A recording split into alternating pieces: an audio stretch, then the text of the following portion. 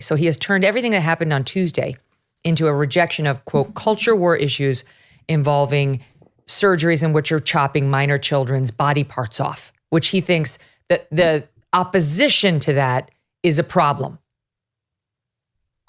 Yeah, I think we have to look at this honestly. I think you're hitting it perfectly, Megyn. Some of the culture war issues are major winners, and some we have to really do work on. Now, I'm 100% pro-life, but also we have to be honest that we've spent so much attention and time in the last couple decades trying to win the legal argument on abortion. We are not winning the moral argument or doing a good enough job of messaging on that. And I could go into depth of how I think we could do a much better job on that. And especially when it comes to these ballot referendums, it's clear that the American people, at least from a 55 to 60% margin, they want some form of access to abortion as an insurance policy or as a just in case last resort type measure. And the enthusiasm plus the money and the infrastructure that Democrats are spending around these issues and mobilizing especially young women and suburban women on these issues are proving to be decisive. But Megyn, I think a retreat from the culture war would be a massive mistake, especially on the trans issue. The trans issue is a major winner. In fact, I think we have the Democrats on defense on this issue, which is the very same, people that might get very emotional about, the abortion issue. I think they actually, in some ways, would equally get as emotional if you tell them that, like, for example, in California, that a bill died in the California legislature saying that we just want to notify a parent if your kid is currently taking, quote unquote, gender affirming care, AKA chemical castration. So I look at this across the landscape and I say, look, a lot of work to do on the abortion topic and issue, especially going on in 2024. How do we message about it? How do we handle it from a policy perspective? How do you handle it federally versus state, sending it to the states, and also doing it in a compassionate yet effective way as, Republicans and conservatives, understanding that still about half the country feels the way I do and has pro-life beliefs. But also I'm not going to live under any delusions of grandeur and say that these election results are necessarily promising for, the legislative objectives in that way. But if we look at the 2024 election, if the election is solely about abortion, if that's it, then I think Republicans are going to lose. Mm-hmm. There are 50 or 60 other issues that I think voters are very worried about: border, economic anxiety, inflation, deficit spending, what's going on with wars, coupled with many other, the trans stuff, parents' rights, education, school choice, crime. I could keep on going. And so, look, this is where the RNC really should play a leadership role, which is identifying we have a messaging issue, identifying that we have a problem communicating to these voters, bringing the different tribes together, figuring out how to get onto the same message. The Democrats are so good on this, Megyn. They bring in all their different people and they're, it's a threat to our democracy and threat to our democracy. They all say very similar stuff. There is no similar coordinated messaging program on our side whatsoever. It's just kind of all, I read it on Twitter and now we're going to use it. It's actually miraculous at how coordinated the American right becomes without any sort of central operating cohesion. The final thing I'll say is this, though, is that parents' rights, regardless of the spin of that, is a winning issue. Parents' rights is a winning issue, especially with Hispanic voters. Hispanic and Black voters have high distrust of educational institutions that are trying to trans their kids, from boys to girls or girls to boys. Okay, so this leads me to this amazing clip that you guys called to our attention, and it's spectacular. You talked over the past hour about sort of the factions within the Democratic Party and how things are fracturing.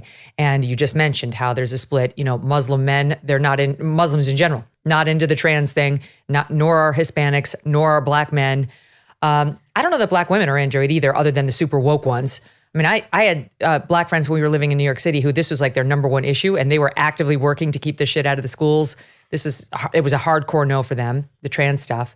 So in any event, you're seeing that come to fruition a bit on the streets as these pro-Palestinian protesters, like who are Antifa-ish in some cases, are now finding themselves, the pro-Palestinian protesters out there finding themselves with the pro-trans Antifa-like people, they call them trans-Tifa, that are out there, who are the most rabid protesters that exist.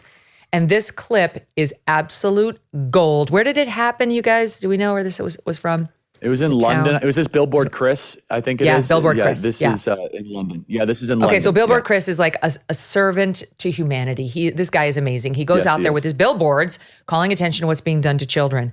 And just a point on Charlie's comment about chemical castration. If you don't believe him, go look up what the Mayo Clinic says happens to your kid if you put him on puberty blockers and then move him exactly to cross-gender hormones.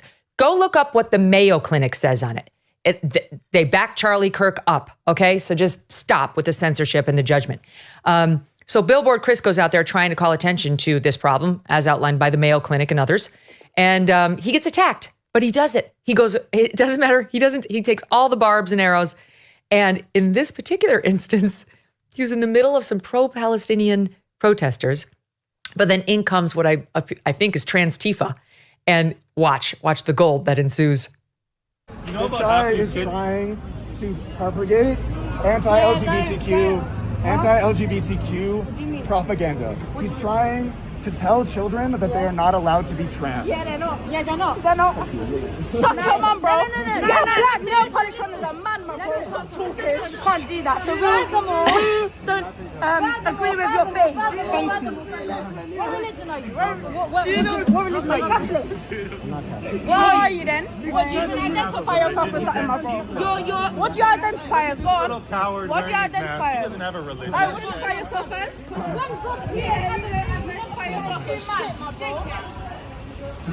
You don't have to be filming. That's intimate. Okay, so for the listening audience, what happened there is this guy wearing the mask and the hoodie and all black. I don't know if he's part of Antifa or what, but he's dressed like those Transtifa protesters do.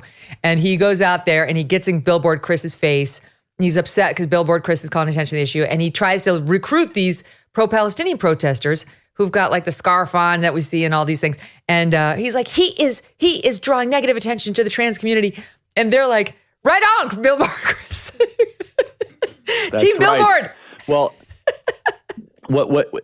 Billboard, first, just a quick takeaway on Billboard Chris. What a great example of how one man can make a big impact. He just decided to show up and do the work, 2,500 hours of activism, and he has changed millions of minds and inspired hundreds of thousands of people. I think it's so inspiring and encouraging. Everyone in the audience, you could be like Billboard Chris. You know, he self-describes himself as not having any sort of special talent. I think his superpower is his courage and his grit. I think that is a superpower. But he says, look, I'm just a normal guy, and the West will be saved by normal guys. Like guys and gals like Billboard Chris. So I just want to just brag on him. We had him on our podcast. He was amazing. I was blown away by his attitude and his humility and his servant type discipline. Okay, so Billboard Chris goes there, and you see really exposed there, Megyn, something that everyone I think needs to be made aware of, which is intersectionality. I happen to be really well versed in this because I fight it every single day on college campuses. Yes. And on its surface, it's comical, right? But below the surface, it's horrifying, which of course, I can't get over it. I was at UCLA and they have, the 1,300 people from the river to the sea, Palestine will be free. They're protesting outside and I'm just watching. And then you have these people draped in the gay flag and the trans flag with the Palestinian flag, from the river to the sea, Palestine will be free. And, it says queers for Palestine. And I'm like, do you guys talk ever? Do you guys compare notes like on worldview? Just how do they treat the gay community in Gaza?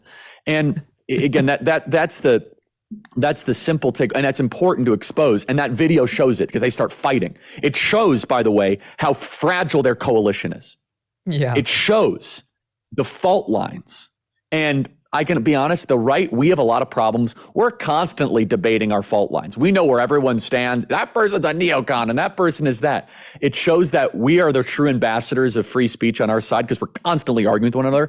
They're right there like, well, what do you mean? We don't believe in this. And so what it goes to this is that intersectionality is the combination of different forces, different viewpoints, different religions that all might be identified as oppressed against a bigger oppressor. Kimberly Crenshaw was the author of Intersectionality, where you get groups that otherwise might have stated contradictions to work in harmony with one another, to thwart, to challenge, to oppose or to try to destroy a bigger or greater evil. And the Palestine-Israel issue is exposing this, where you see many of these groups that otherwise would hate one another, as you see demonstrated in that video, working together in tandem to oppose America, to oppose Israel. And we can go through the whole gauntlet. This is exactly why the socialist group was the first group, Megyn, to host a Hamas sympathizing rally on October 8th, the day after the attacks in Israel.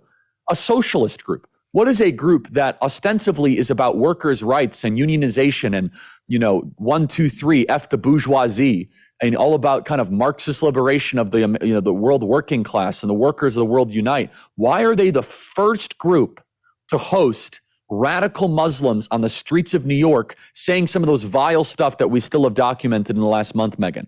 What is that all about? Why is that Black Lives Matter Chicago Global Network, they've deleted the post, but why were they quick to post a paraglider? What does Black Lives Matter, that is all about Black liberation and police brutality and criminal justice reform, what do they have to do with, a struggle happening 5,000 miles away? It's because in intersectionality, one struggle is all of their struggles.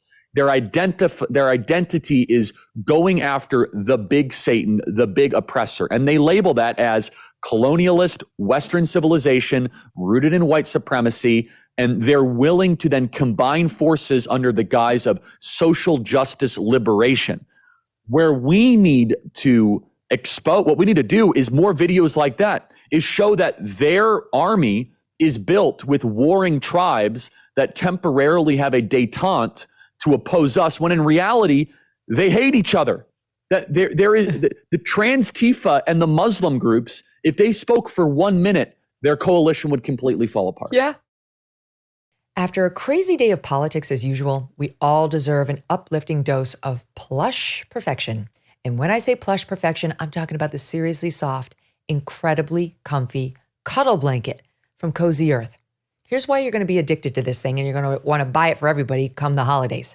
The cuddle blanket is a faux fur, ultra plush pile blanket that literally wraps you in a soft, warm cocoon of pure luxury.